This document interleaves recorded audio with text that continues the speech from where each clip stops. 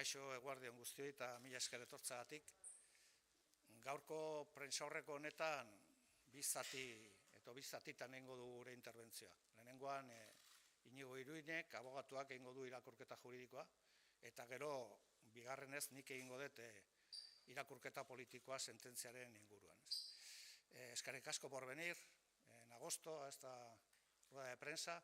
Bueno, vamos a desarrollar la rueda de prensa en dos partes. Primero, Inigo Iruin, como abogado, va a hacer una lectura jurídica de esta sentencia y luego, posteriormente, yo haré la lectura política que hacemos sobre todo este proceso y sobre la conclusión en términos jurídicos de este proceso. Bueno, egunon. Bueno, ni oso laburki hitz egingo dut. Interbentzioa 3 puntutan oinarrituta. Lehenengoa izango litzateke azaltzea, azpimarratzea, epaiak oinarri eta argudiaketa sinplea duela. Oso ulerterreza. Gainera, argudio bakarra erabiltzen duela bere erabakia hartzeko. Argudio hori da, giza eskubideen Europako Auzitegiaren epaiak loteresleak direla. Eta gainera, Auzitegi Gorenak esaten du horrek ez duela inolako zalantzarik. Beraz, epaiaren oinarria da, Estrasburgoko epaiak juridikoki bete beharrekoak direla. Nola betetzen dira? Estatu Espainiarraren kasuan, betetzen dira berrikuste helegitearen bidez. Berrikuste helegitearen bidez egiten da. Kasu honetan, dakizutenez, kasu honetan, Estrasburgoko epaitegiak esan zuen 5 pertsona hauek izan zuten epaiketan, epaimaila ez zela inpartziala izan. Eta urraketa horrek prozesu osoari eragiten ziola. Beraz, eragiketa olakoa izatea, orain Auzitegi Gorenak bertan bera uzten du bere garaian Auzitegi Nazionalak eta Auzitegi Gorenak emandako epaiak, eta gainera baliogabe uzten ditu, bertan bera uzten ditu epai hoietan egiten ziren adierazpen guztiak, ebazpen guztiak, bai kartzela zigorrak eta baita ere eskubideez gabetzeko zigorrak. Kasu honetan, jardun publikoan aritzeko inhabilitazioa eta hautagai izateko inhabilitazioa. Hau da, Auzitegi Gorenak onartzen du orain, ez zutela zigortuak izan behar. Eta hirugarren elementoa juridikoki da esatia borroka juridikoa ez dela bukatu. Estatuaren ondarezko erantzukizuna deklaratzea eskatuko dugu, justizia administrazioaren funtzionamenduak eragindako kalte nabarmengatik, eta kalte ordainen erreklamazioa egingo dugula. Ez dut uste beharrezkoa denik erabaki honen argudiaketan zabaltzea. Nahikoa da 6 urteko eta 6 urte eta terdiko kartzelaratzeak aipatzea edo gogoratzea. Eta horretarako bide egokia ikusten dugu dela akats judizialaren bidea eta bide hortara joko dugula. Bien, decía que 3 ideas fundamentales derivadas de esta sentencia. La primera es que, si la habéis leído, habéis comprobado que tiene una fundamentación sencilla, una fundamentación muy fácil de entender, de hecho, utiliza un solo y único argumento, y es que las sentencias del Tribunal de Estrasburgo de Derechos Humanos tienen naturaleza vinculante.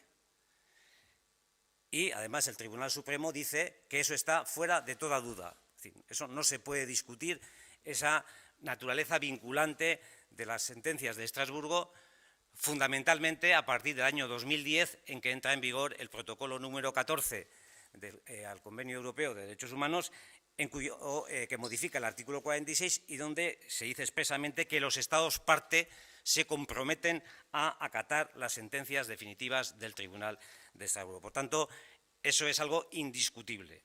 Por tanto, las sentencias de Estrasburgo son jurídicamente obligatorias, pero, sin embargo, no son ejecutivas. Es una diferencia que parece de matiz, pero que es más profunda. Si no son ejecutivas, ¿por qué? Porque es preciso que las autoridades de los Estados partes del Convenio Europeo, para la plena eficacia de esas sentencias de Estrasburgo, determinen cuál es la modalidad de ejecución, determinen cuál es el alcance de esa sentencia de Estrasburgo, que lo que hace es declarar la vulneración de un derecho, en este caso la vulneración del derecho del artículo 6.1 por no ser el tribunal imparcial. Bien, es decir, hay que determinar el alcance de la vulneración de ese derecho para ver si ha afectado o no a todo el proceso, si comporta o no necesariamente la nulidad total o parcial de ese proceso y cuáles serían, en su caso, los efectos de esa nulidad. En el Estado español, esa vía para, digamos, hacer ejecutivas, hacer eficaz en el ámbito interno del Estado las sentencias del Tribunal de Estrasburgo, pues como ya sabéis, me imagino, es el recurso de revisión. Pues bien, en el presente caso, hemos llevado esa sentencia de Estrasburgo a través de la vía que es el recurso de revisión para que el Supremo fije el alcance de esa vulneración del derecho. Y en el presente caso es evidente que la vulneración del derecho, el artículo 6.1 del convenio, es decir, la falta de imparcialidad objetiva del tribunal, afectaba a todo el proceso de enjuiciamiento y que, por tanto, la nulidad debía ser total. Eso es lo que entendíamos y eso es lo que también el Tribunal Supremo ha entendido. Y por eso declara la nulidad de la totalidad de los pronunciamientos dictados por la Audiencia Nacional y, sobre todo, por el propio Tribunal Supremo en su sentencia de mayo de 2012, que fue, como sabéis, anuló en parte la sentencia de la Audiencia Nacional. Por tanto, son todos los pronunciamientos de esas sentencias los que se anulan, tanto los referidos a las penas de prisión como los referidos a las penas privativas de derecho, que en este caso eran inhabilitación para cargo público e inhabilitación para el ejercicio del derecho de sufragio pasivo, que son dos inhabilitaciones distintas, aunque a veces se confunden. Es decir, el Tribunal Supremo lo que está diciendo, lo que reconoce ahora es que no debieron ser condenados en ningún caso porque la vulneración de ese derecho del artículo 6.1 del convenio afectaba a la totalidad del proceso. Como sabéis también, todas esas penas que ahora se anulan, las privativas de libertad como las privativas de derecho, se hallan cumplidas, todas ellas, a excepción de la inhabilitación especial para el ejercicio del derecho de sufragio pasivo de Arnaldo Otegi, cuya cumplimiento, cuya extinción se iba a producir el 28 de febrero de 2021.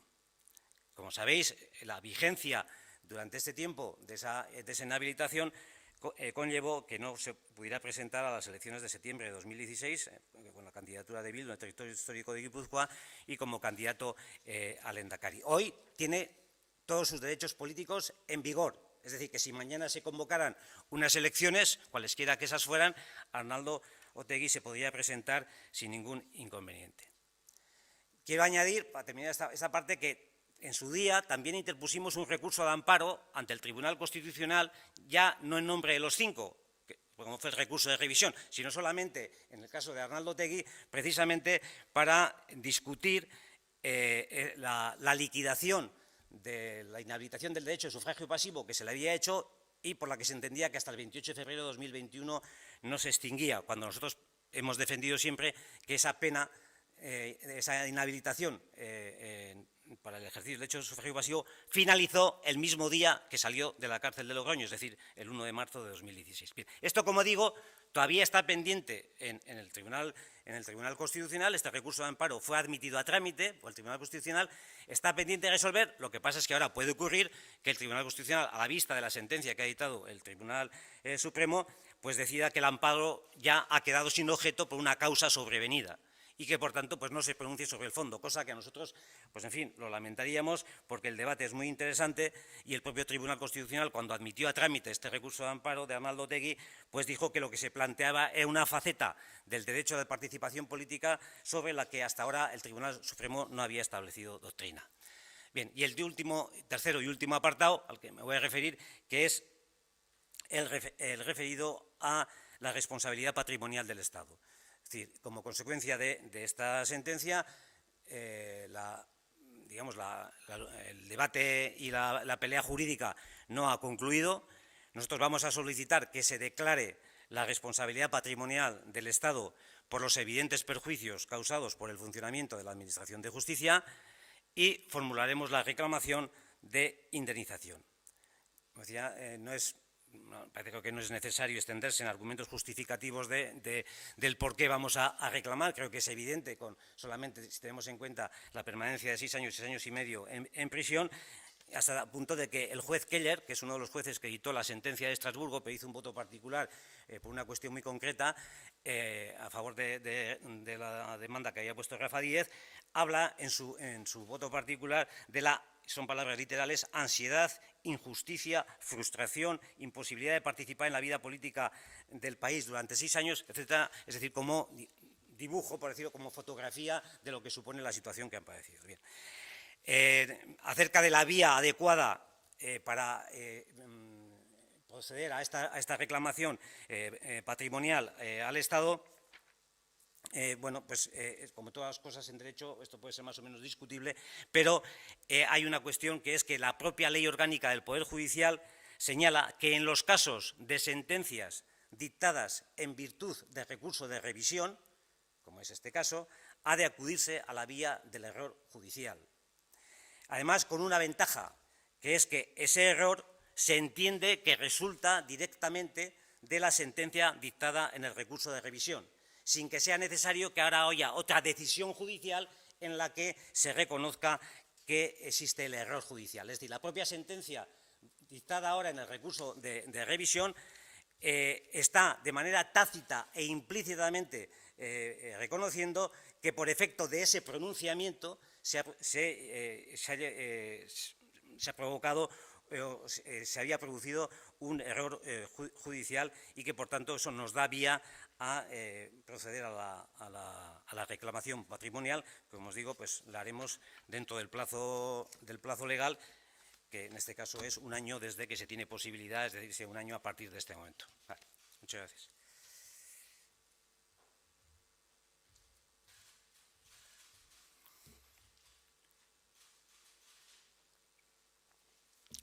Bai, bueno, eguerdi on berriz ere, eta mila esker etortzeagatik. Irakurketa politikoari dagokionez, guretzat garbi dago bere garaian egindako azterketa berretsi egin behar dela. Eta zein zen azterketa hori eta frogatuta gelditu den azterketa hori ez bakarrik termino juridikoetan, baizik eta baita ere termino politikoetan, guretzat hau da. Lehenengo, gure kontra egintzen operazioa etzen operazio juridiko bat izan. Gure kontra egintzen operazioa estadu operazio bat izan zen. Ez zuena inongo oinarri juridikorik, oinarri politikoak zituen. Eta lehenik eta behin hori berretsi egin dugu. Gure aurka estadu operazio bat egin zen. Estadu operazio horrek helburu batzuk zituen, eta guk gogoratu nahi ditugu. Uste dugulako besteak beste frogatuak gelditu direla. Estaduak zeukan helburua zen ezker abertzaleak mantentzen zuen estrategiaren aldaketa ez egitea. Eta beraz, bakearen aurkako estadu operazio baten aurrean geunden. Bigarrenik, bazuen bigarren helburu bat. Eta bigarren helburua zen horren aldeko apustua egiten genuen militante batzuen kontrako operazio bat egitea, neutralizatzea, kartzelaratzea eta zirkulaziotik kanpo ustea. Bigarren helburua. Hirugarren helburu bat ere bazuen, ezker abertzalean zatiketa egotea. Ezker abertzalean bere orokortasunean zatitua ateratzea. Eta hori zen hirugarren helburua.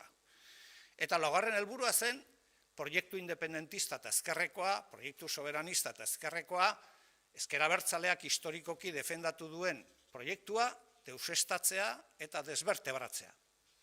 Horiek ziren helburuak, beraz, helburuak politikoak ziren, operazioa politikoa zen, eta beraz, estadu operazio bat egin zuten gure kontra.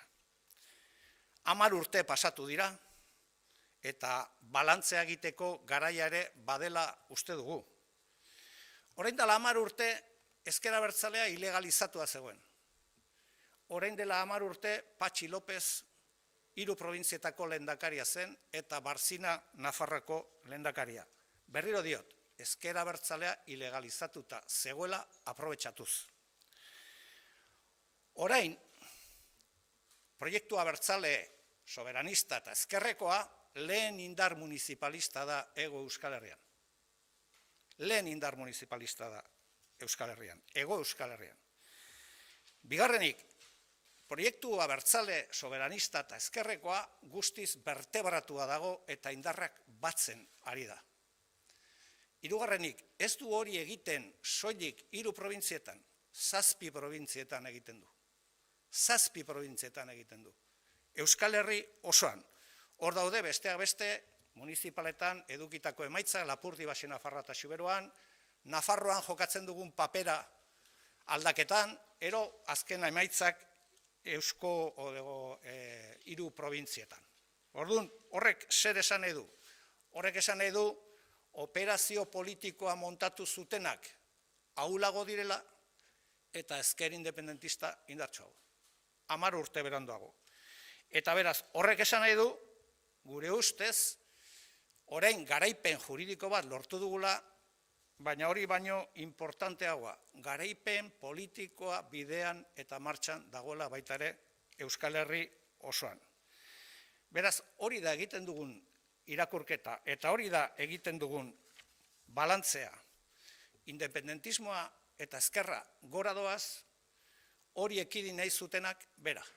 Ahulago dira eta zentzu horretan guk esan behar dugu, hirugarren erreflexio sakon bat bezala, asko sufritu genuen, asko ordaindu dugu, kartzelan egon gera, senidea galdu ditugu,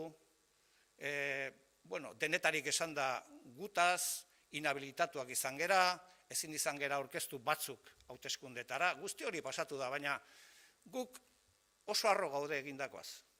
Egin behar genuna, egin genuen. Eta gaur herri hau hobeagoa da horregaitik, besteak beste. Guk gure lana bete genuen, eta hori harrotasunez esaten dugu. Eta gainera fruituak ematen ari da termino politikoetan. Gero eta gehiago gera, gero eta indartsuago gera, eta gero eta indartsuago eta gehiago gera Euskal Herri osoan. Eta guretzat hori importantea da. Bukatzeko bi erreflexio. Noiz egingo du Estaduak apustua bide baketsu eta demokratikoetatik? Noiz egingo du hori? Esperoan gaude, noiz defendatuko dute Espainiar batasuna bide baketsu eta demokratikoetatik?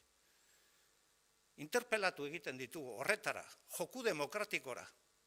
Badakigu seguraski ez duela interpelazio honek nolabaiteko arrakasta handia ukiko, baina orain galdera da, zuok noiz egingo dezute apustua bide baketsu eta demokratikoetatik, ezker independentistak orain dela urtelu asko egin zuen bezala. Noiz onartuko dezute frogak eraiki egiten dituzuela eta jendeak kartzeleratu? Noiz onartuko dezute hori? Noiz onartuko dezute tortura sistematikoki erabili dela Euskal Herrian eta beste toki batzuetan? Noiz onartuko dezute? Noiz onartuko dezute kartzeleratuak izan ginela operazio politiko bat burutu nahi zenutelako, ez besterik. Eta zirkulaziotik kanpo nahi zigutelako utzi. Hori da egia, eta egia frogatu eginda. Horregaitik eta bukatzeko, orain dela gutxi eta aipamen berezia egin nahi dut, itsaso Atutxa Hernaniarra kartzelaratua izan da, inork ez dakien testigo batek testigantza eman duelako. Eta kartzelan da. inork ez dakien ze testiguk esaten duelako ez dakigu zer. Urte luzeak pasatu ondoren. Esan nahi duguna honekin da, estadua jarraitzen duela dinamika berdinarekin. Eta gaur, atzo bezala, eguna dela gogoratzeko zenbat jende dago kartzelan froga ereikiak ero torturapean sortuak. Zenbat jende dago kartzelan, zenbat urte. Orduan gaur, azken gogorapena euskal preso politikoentzat, deportatuentzat, ieslarientzat, baita ere preso politiko katalanentzat eta preso politiko guztiek oroar hartuta. Guk uste dugu emaitza hau garaipen bat dela, garaipen juridikoa, garaipen politikoa martxan dagola, baina momentua dela baita ere esateko argita garbi, bakeak eta elkarbizitzak badituela etxai oso boteretsuak. Garai haretan zituen eta orain ere baditu. Eta bakea nahi dugunak justizian oinarrituta, pues azken dei hau egiten dugula. Estaduak bide baketsu eta demokratikoaren aldeko apustu egin behar du, behingoan, eta euskal preso politikoak, deportatuak eta islariak Euskal Herrian egon behar dira gurekin batera Euskal Errepublika eraikitzen.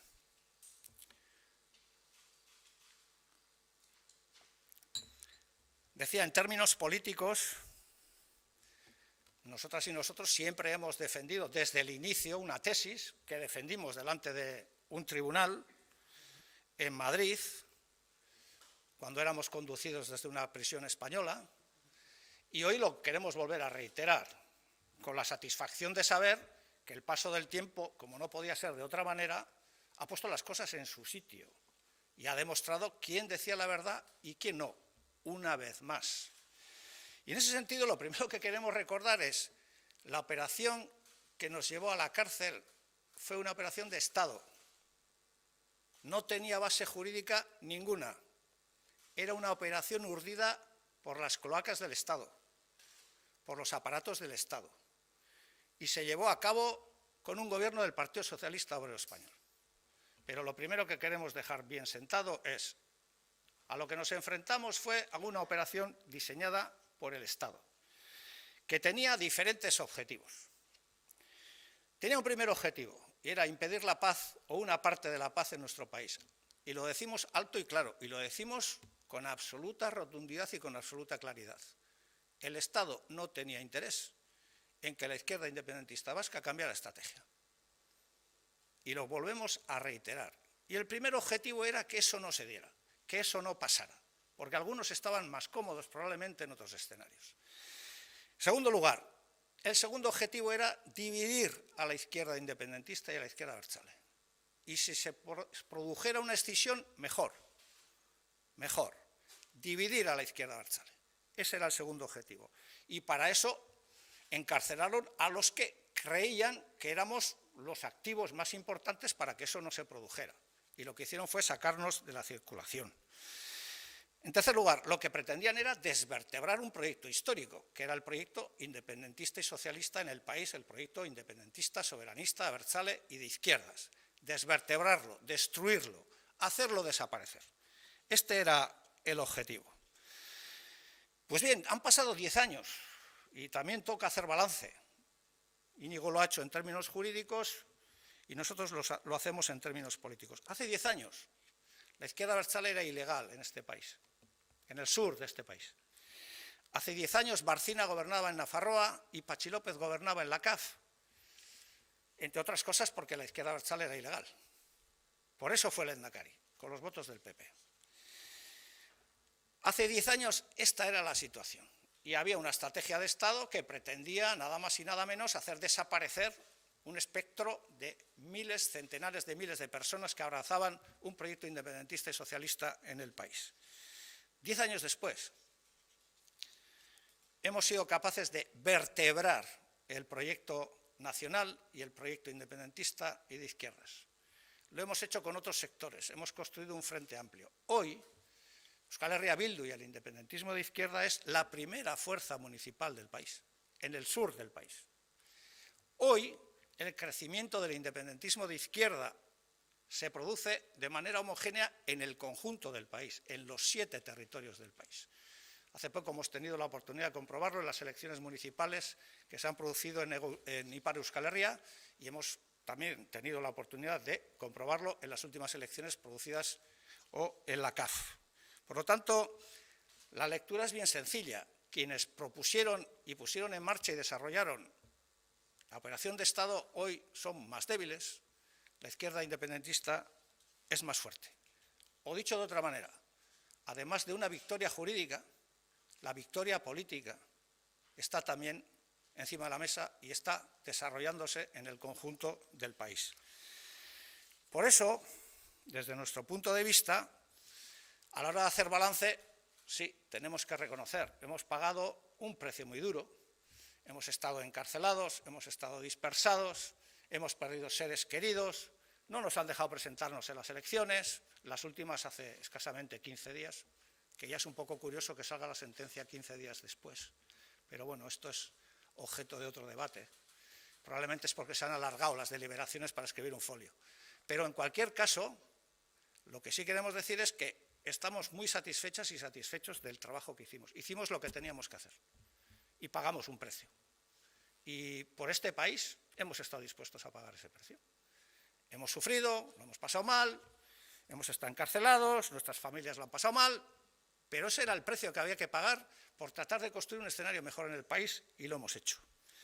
Y ahora el emplazamiento es a esos otros que se pasan la vida pidiendo autocríticas.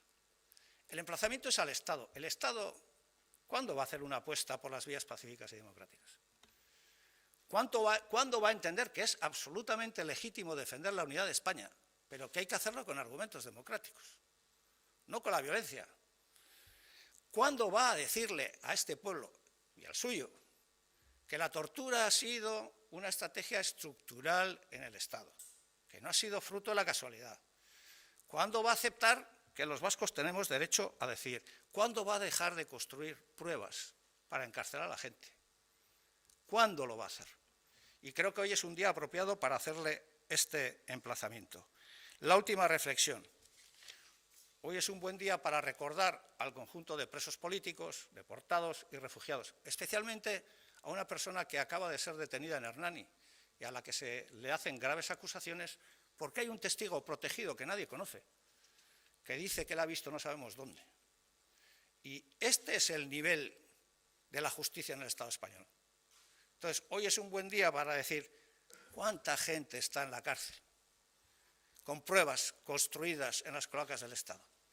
¿Cuánta gente está en la cárcel largos periodos de tiempo porque se le han practicado en el juicio oral acusaciones extraídas bajo tortura? ¿Cuánta gente?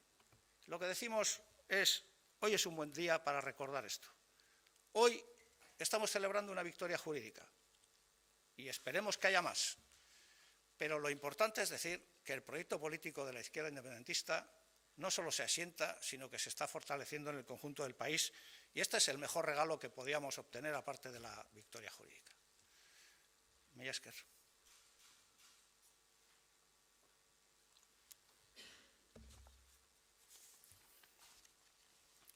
Vale.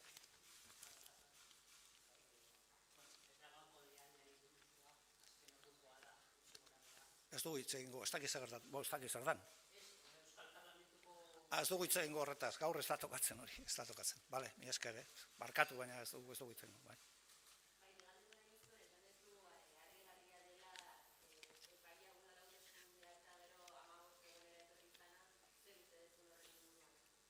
Bueno, ez dakit, harrigarria dela ez. Hau da, nire kasuan ez dut aukera izan aurkezteko orain dela 4 urte, eta orain ere ez.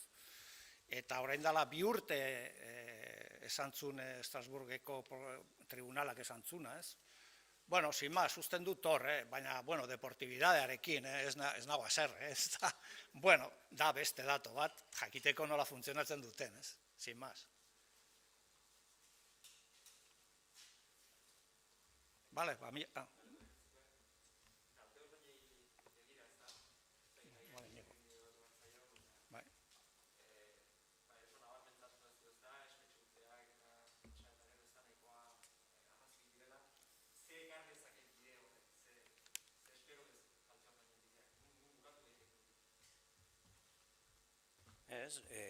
Eskaera oso zuzena izango da, kalte ordainak. kalte ordain bat, bakoitzak eskatuko du kopuru bat, eta azken finean prozedura horietan eztabaidatzen dena da, kalte ordaina jasotzeko eskubidea baduten, eta kopurua. Besterik gabe, ez dago beste eztabaidarik. Guk oinarrituta orain Auzitegi Gorenak emandako epaia planteatuko dugu prozedura berri bat. Prozedura hori, printzipioz, planteatzen da Justizia Ministeritzaren aurrean. Justizia Ministeritza ez badu onartzen, gero irikitzen da bide judiziala, kaso horretan izango da prozedura kontentzioso administratibo bat, ez da arlo penaletik, bide administratibotik jungo da, eta hori ez bada kalte ordainak onartzen, edo gu ematen duenarekin ez baldin bada gaude adoz, errekurtsoa, elegitea, ja bide kontentzioso administratibotik joango litzateke, baina prozedura hortan eztabaidatuko da hori, kalte ordaina besterik ez.